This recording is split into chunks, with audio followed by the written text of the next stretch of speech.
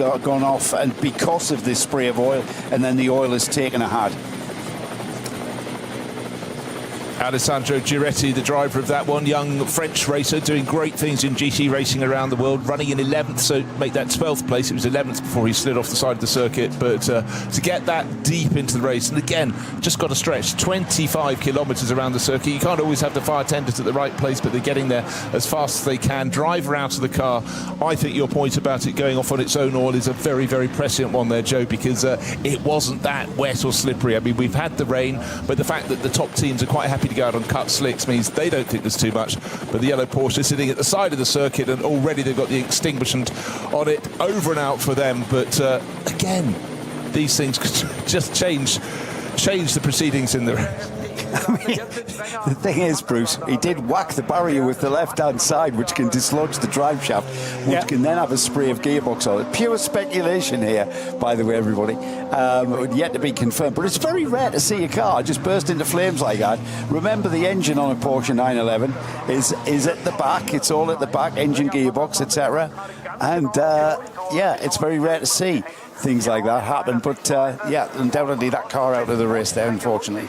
And Alessandro Giretti making a very quick exit. What a real shame for him and for Michele Beretta, Joel Sturm and Loic Hartog sharing the dynamic GT Porsche. They almost got to the end of the race with their Evo 26 GT3R, and I have to check the regulations to find out whether they've done enough of a percentage of the race to still be classified. It's not like Le Mans here, where you have to cross the finish line in order to be a finisher, as per the results. Obviously, it'll be laps down. It was laps down anyway, having completed 149. The race leader now going on to lap 154, as Nicky Team is already handing out the sweets, perhaps in celebration of a podium. Or is he doing that a little too early? Well, is he? OK, right, your name is Mirko Bortolotti. I know it's not, it's Johnny Palmer. However, you have one job to do now. That is to stretch every second advantage you can have. Just had the full confirmation on the screen. That number 84 Lamborghini that he's driving for Red Bull Team Abt is going to serve that, have that penalty added to its time after the race. So what he's got to do, I'm waiting for the next timing interval to be crossed to see his margin back to Matteo Drudi's Aston Martin, the number 34 car entered by Walkenhorse Motorsport. When we get to the next timing interval, hopefully we can tell you, has he got 86-second advantage, or has he got a 3-minute advantage, or a 1 minute 50? We'll find out. From Simon Strang at Aston Martin, it's been 20 years since the Aston Martin brand debuted at the Nürburgring 24 hours. Anything above 4th place is a best result ever. Well, they're on course at the moment for a 3rd. Previous record is 10 class victories, 33 podium appearances, including those wins within categories, but never an overall podium. The best previous result was for an SP9T win, so a class win in SP9T 2018, and they were 4th overall with the Vantage V12 GT3, which had Darren Turner, Nicky Team,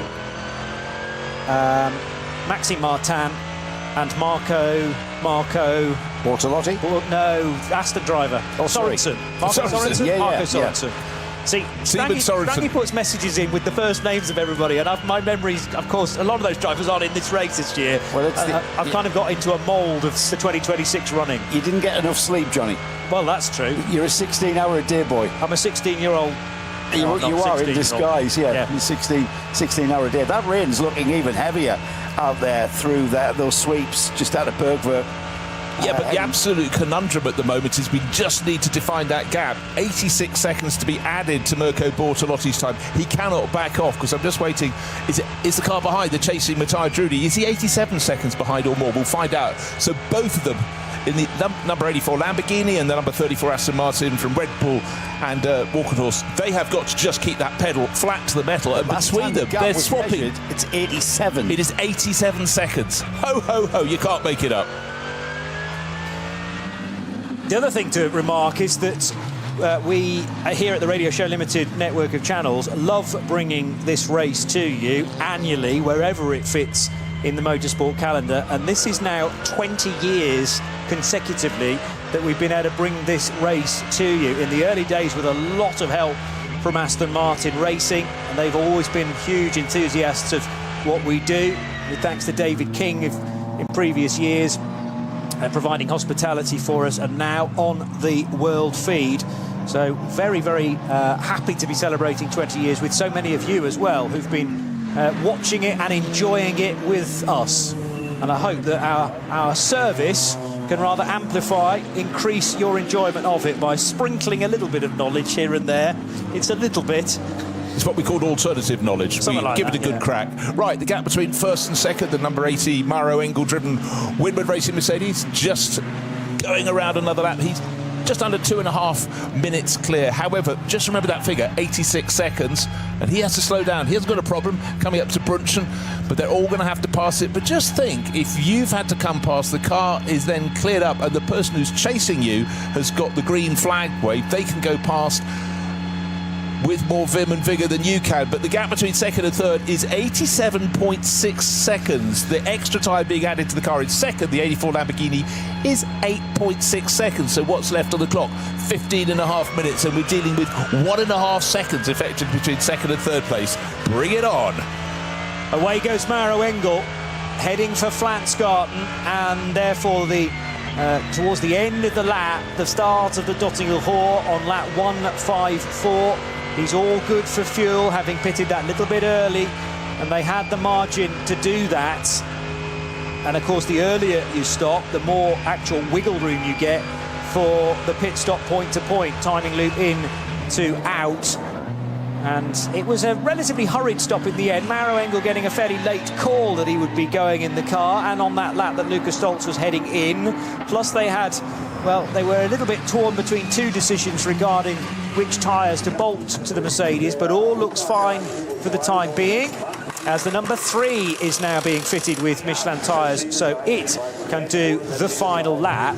And no doubt Winward will time it so that they can run maybe in the vicinity of car number 80 and get that excellent publicity shot of the two Mercs crossing the line together. And all those cynics and skeptics out there that said that Max Verstappen would be on his way and have left early, no. Well, I didn't believe that for one moment. I knew we would want to be there at the end with the team, no matter where they were in the field. He'd have been there either in the car or at the garage door to see that car over the line. He understands. He is a pure racer, that boy, and he understands it's not necessarily about where you finish a 24-hour race. The challenge is getting the car across the line. And you know what? Applause just for a bit of a ceremonial getting the car across the line for that number 3. And that number 3 was looking strong for a overall race win, remember? Oh, 100%. It's now lost 20 laps. I tell you, it's suddenly nail-biting stuff for Red Bull Team AB, because the driver who cannot afford to lose another second, Mirko Bortolotti, in second place, knowing his Lamborghini's getting 86 seconds. He's got a trio of cars ahead of him. He's got that yellow flag zone, no overtaking. Waiting, and as soon as he get released, there's the green flag. He's got to jump past as many as possible. I'm sorry to burst that bubble. Through sector 3, the Lamborghini ahead of it was a 1 minute 5.4, 1 minute 7.6 through sector 3 for the Aston. Sector 5, 1:48.5 for the Lamborghini, 1:51.8. So the Aston Martin is losing ground to the Lamborghini ahead of it. Sorry.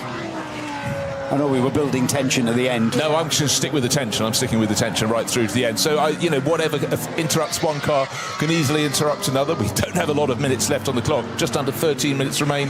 Therefore, I guess we've got to work out where exactly Mauro Engel will be. He's got this lap and surely the next one as well to get under his belt to complete the 24 hours. But the chase is still on between the number 84 Lamborghini in second place and the number 34 Matthias Drudy Walkenhorst Aston Martin Vantage in third overall. It's yin and yang. The next thing is Drudy's pace concerning at all, with Dries Vanthoor not that far away in the Rover Racing BMW? 17 seconds the gap, according to some sources. Well, it's coming down all the time. I think the traffic's falling better, and Dries Vanthoor's a driver who really likes a bit of a chase, and at the end of the race, why not go for it? And famously, of course, he and his brother Lawrence didn't have any brotherly love here so many years ago, so he's a determined racer, that's for sure. Well, of those 3 cars in second, third and fourth, through sector 3, the Vanthoor BMW was quicker. slightly quicker than the car ahead of it. So the BMW quicker than the Aston ahead of it in third, not as quick through sector 5 as the second place Lamborghini. So there's a bit of what you could call a bit of a scrap there with, I mean, all right, there's huge gaps there considering we've only got just over 10 minutes to go.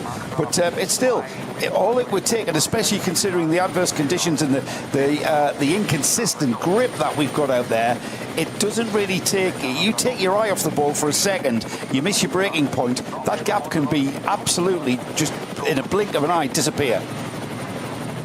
154 laps just being ticked off by the race leader, and with 12 minutes still to go, this therefore cannot be the final lap, because Maro Engel doesn't have enough time up his sleeve to back the pace off that much.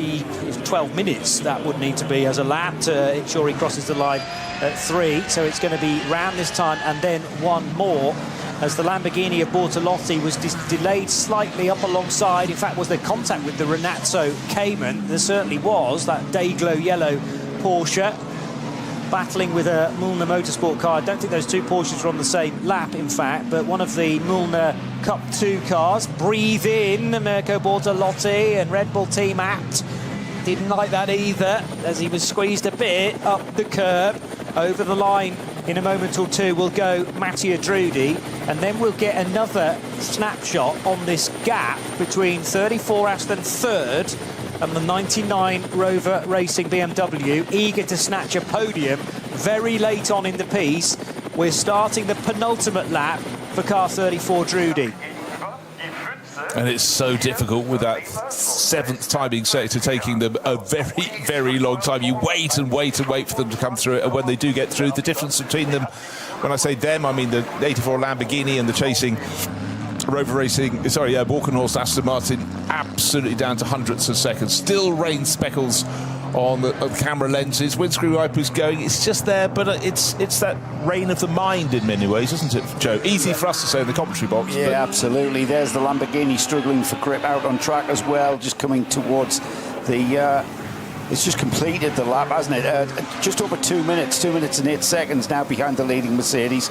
We're going to wait for the Aston Martin to come through as well. It will complete 154 laps next time by, and we'll be able to check that gap. What we saw monitoring the sector times, though, the Aston was losing ground to the Lamborghini and indeed was being caught by the BMW of Rover Racing behind it. I'm pleased my facial identity is not totally shot. That was Danny Juncadella getting back into the number 3 car. And he's gone back out for the final 50 minutes. It would have been the dream, don't get me wrong. Good helmet recognition, Johnny. No, it's just on the eyes. The eyes of the Spaniard are totally different from Max Verstappen. You know, I've met and spoken to Danny Juncadella many times. I haven't yet met Max Verstappen, but I've seen plenty of images of him over this weekend, and it just didn't look like him. But there you go.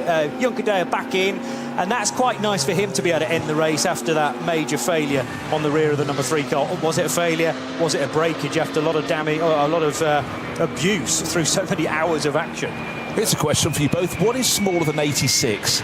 85.545, and that is the gap. So at the moment, if they cross the line exactly as they are, the Walkenhorst Aston Martin, by dint of really very not much at all of a second, will take that second place. So the jeopardy is still there. We've got this lap and one further lap thereafter. We've seen how it seesawed. I mean, we're only talking about a shift of a second either way around a 25-kilometre lap. We've got 2 of them. So what can they do across 50 kilometres? How many interruptions will they have? Will the rain get worse? But this is a chase to the finish. For Maro Engel, he should be able to cruise through and would therefore take maximum points along with Maxime Martin in the first and the second rounds of the Intercontinental GT Challenge. Victory in the Megai's 12 Hours of Bathurst, and surely as we go within the final 10 minutes, this one's in the bag as well for the Winwood crew.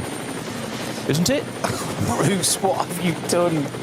There's still 7.5 minutes on the clock, and then there's another lap probably coming around. If they get around and across the line before the clock is zeroed, then we will continue. I reckon Engel will cross the line at about 5:02, 4 minutes 2, so that won't be when the checkered flag is shown, and he'll have to go around for one more lap. Therefore, we'll finish at about 3:05 for the race leader, and then enough time will be given to everybody else in the race behind Maro Engel to do their final lap.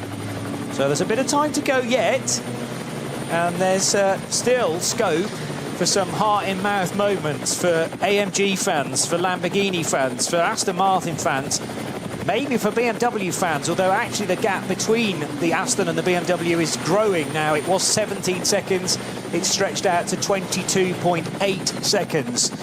But yeah, Bruce's point about a minute and 15 now between the Lamborghini and the Aston Martin is a very interesting one. That's just 75 seconds difference. Hard to draw your eyes away. Just going to have a very quick look down through the classes. I think we can safely say that SPX will be won by the car that's dominating that. 5th place overall, the BMW M3 Touring, Jens Klingmann at the wheel. Just going to go down to the next classes down the order, and car 900 is winning Cup 2. That's the Porsche 911 GT3 Cup class. That's a Black Falcon team by a margin of plenty, 8 minutes. I think that one's in the bag. Joe at SP10, which is for what we call GT4 cars elsewhere, looks very much as though that's going to go to the Riller and Schnauk BMW M4 GT4. I'd like to go down through the classes a bit more, but I really think I need to do some maths and take a look at the gap between 2nd and 3rd position. At the start of the lap, it was down to 85.54 seconds. Bear in mind, 86 seconds will be added to the time of the Lamborghini at the end of the race, and that is a bigger number being added than the number of the differences between them. So very, very, very tight indeed. And they're both being caught by the 4th place BMW of Rover Racing. Here's some way more reliable information. 24 Lamborghini of Mirko Bortolotti is fighting against the clock. The apt Lamborghini will have to carry over a 1 minute and 24 second penalty. It needs to maintain at least this gap over its pursuer Mattia Drudi.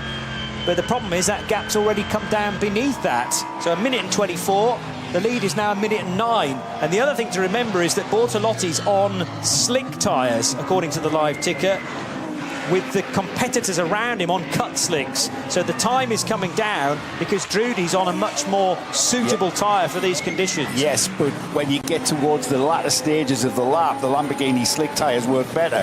So the time he loses out because of the slick tyres, he kind of gains, or the gap stabilises when those the slick tyres can really do their job on a more consistently dry track. You know, we're talking about, is it rain in the mine? No, those windscreen wipers have been going for 4 or 5 laps, and certainly there is a dry line now just finally manifesting itself. But any movement for the Lamborghini that's been twitchy from the very outset of this race, very much easier for him to slide off the line than the chasing Aston Martin. But Mirko Bortolotti is not leaving anything out there. He's skittering around the circuit. Great win at the start of the year in Bathurst, and Mercedes on course to have 10 IGTC wins, one fewer than the record holders BMW, but they still have 24 kilometres to complete safely in order to mop up those records. And what you didn't see at the very start, just coming to start the final lap, the number 80 Winwood Racing Mercedes was in the middle of the track down the start-finish straight, and there was a Porsche to the left that suddenly, no, it was a little Toyota, something came off it,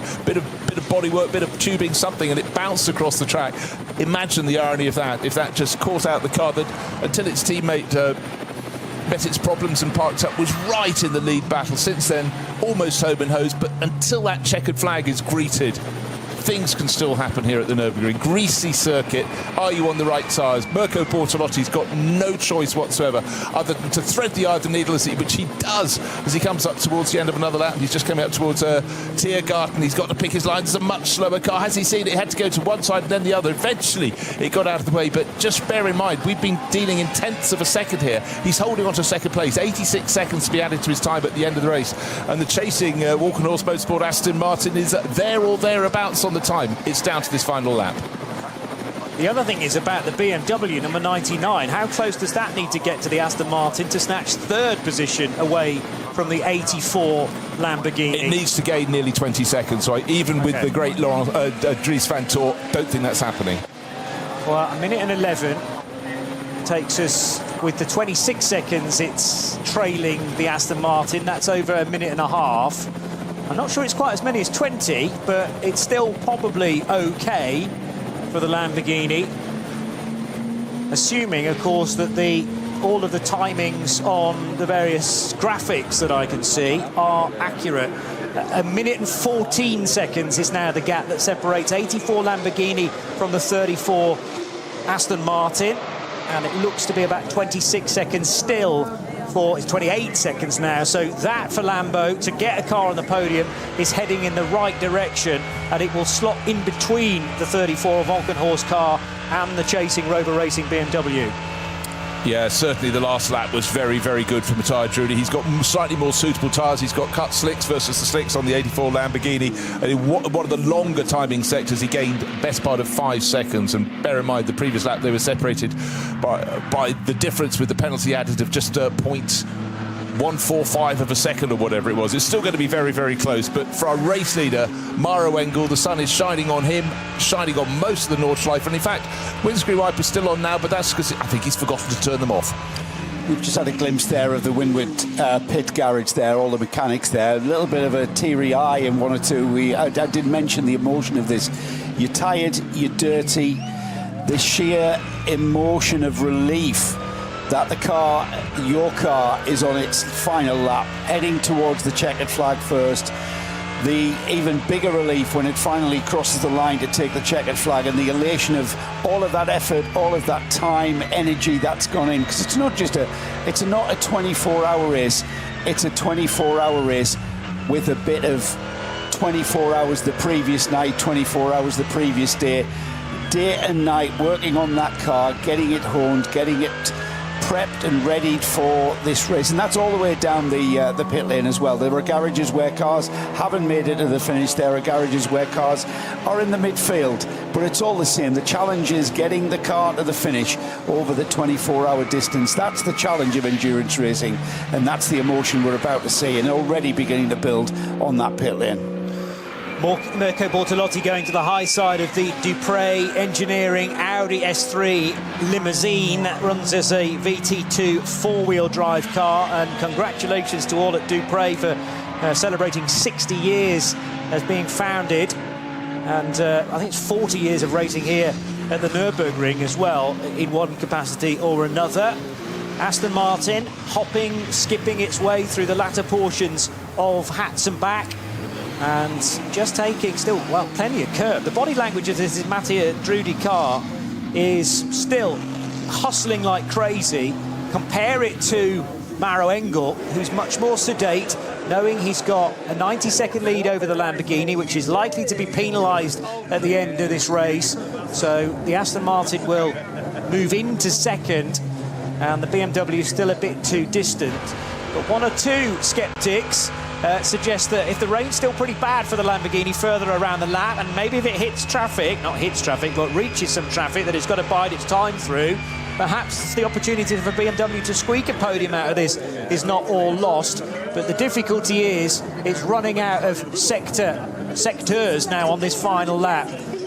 So there'll be a 156-lap affair through so many changeable conditions, but amazingly the race was able to continue all the way through the night without the need for full neutralisation, and that despite there being quite a lot of low-hanging fog early this morning. And many of us thought, well, maybe the visibility between the marshal posts wasn't going to be sufficient like last year, but actually it has been absolutely fine here in the Eifel. However, this is where I was about to say the rain has started to hit, but that's all to do with smoke. Still flares, the odd barbecue for a late Sunday lunch.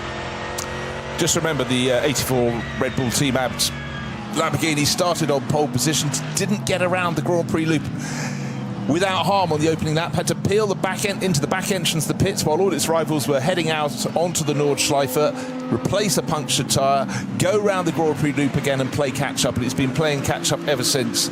And looks like Schnitzelam Mercedes coming quite slowly there. It looks as though their valiant effort to get up to second place is going to be spiked. Needed to be clear by 86 seconds going on to the final lap. In the end, it was only 72. And around this lap on the ever greasier circuit, smoke in the air, a little bit of rain in the air, but certainly greasy, wet surface for all the drivers out on the track. I'm afraid the valiant effort for them may yet have second place turning to third. I think we can almost bank on that. And may yet have third turning to fourth. And I would say for this valiant comeback that started 23 hours and 55 minutes ago, they deserve a spot on the podium. Will they be denied? I don't know. And look how hard he's still pushing in that Lamborghini. He has to. Because anything can happen. He's got to push all the way at the flag. You can't just decide that this is over. It's never over until it's over. And we're going to see Bertolotti trying to gain ground and secure a second place on the podium. It's no mean feat to finish in the first three in any kind of endurance race. But Bertolotti wants to consolidate that. Yes, he might have settled for the fact that he's never going to catch Maro Engel in the number 80 now. That Mercedes well up the road by 1 minute and 43 seconds at the last count. But he has got Drudy in the Aston Martin bearing down him, and his team will be telling him that as well, Bruce. They'll be monitoring the sector times and monitoring that gap. So that's why we're seeing Mirko Bortolotti, very experienced driver. He's been in these high pressured situations, so he knows exactly what he's got to do, and it's very, very high pressure, considering that part of this Nordschleife is indeed damp and wet and it can like a magnet draw you to those barriers if you get it slightly wrong, just slightly.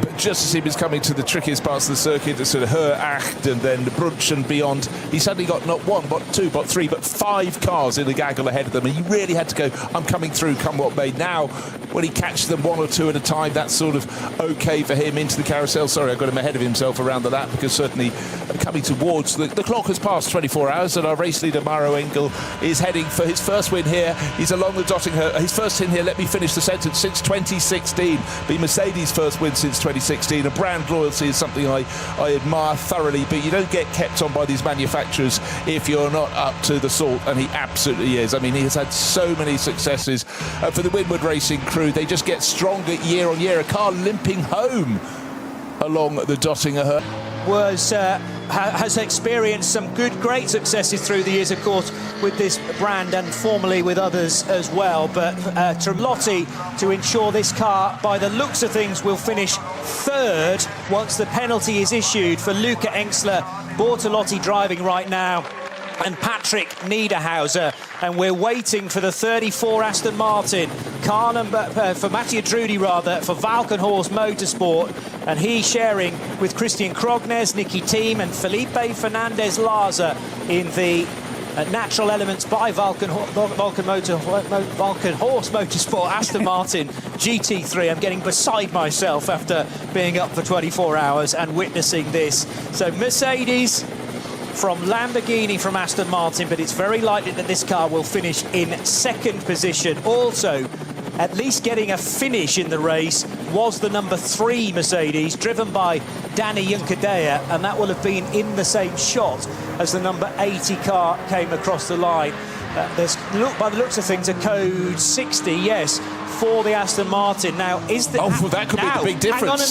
Hang on a minute, because this is now going to stretch the gap between the Lamborghini and the Aston Martin, and another very late twist in this narrative gives second place to Audi, to the Abt team, I beg your pardon, and to Red Bull Abt and their Lamborghini Huracan, because the Aston Martin, well, I need a gap to be for sure of this, but they needed to be within 1 minute and 24 seconds, and surely that's now gone, Bruce. Yeah, 1 minute and 26, I think, was the figure we're looking for. It was the 84 Lamborghini, that was where the 84 came, but 86 seconds was the penalty time. It got down to about 1 minute 15, therefore 75 seconds. The checkered flag is waiting for Mattia Drudy to come through and for that gap to be confirmed. Wait, come on, please come onto my timing screen.